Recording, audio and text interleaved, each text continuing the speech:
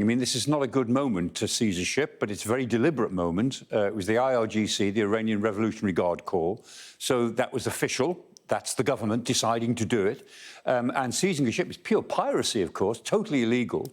But it's setting up another front, political front in the water, the Strait of Hormuz. So there you are, right on the eastern side of the map. It's 1,000 miles away from the bottom of the Red Sea, which is where most of the stuff has been going on so far, and over 1,000 miles away from Israel.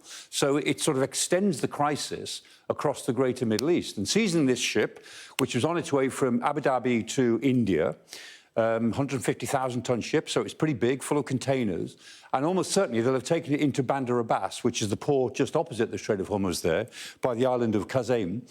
And that's where it will be. And there's 20 crew members, Filipino crew, who are now hostage. Maybe they'll be released. And there's this big ship that's there, and it'll probably be there for a long time. And this is the way they did it. They trained for this, the IRGC commandos, a helicopter, men abseiling down from the helicopter. You can just see them there. You see, as they come down the line. I mean, this ship's going about 15 knots, so it's not the easiest thing in the world to do, and it requires a certain amount of skill. And this is the way they've trained the Houthis. There goes one man. Once you've got 3 or 4 men on the ship, armed men on the ship, there's nothing the crew can do. They have to, as it were, just go with it. And that is what's happened there. So it is another issue to throw into the mix. But this is probably not what the Iranians fully intend, because this doesn't really hurt Israel. This hurts or affects the world market. It threatens to increase costs for everybody. And it's a message to America and the other allies of Israel. And as this tit-for-tat continues, again, Israel has promised a response. Yeah, they have. And it's hard to believe that the Iranians won't try something more directly against Israel itself, something militarily, whether through their proxies or directly against some sort of Israeli targets. And Netanyahu has vowed that if you hit Israel directly, we will hit you directly. And that makes this a pretty dangerous moment. And we'll see what the Iranians decide to do. But this is not the end of it, I'm sure.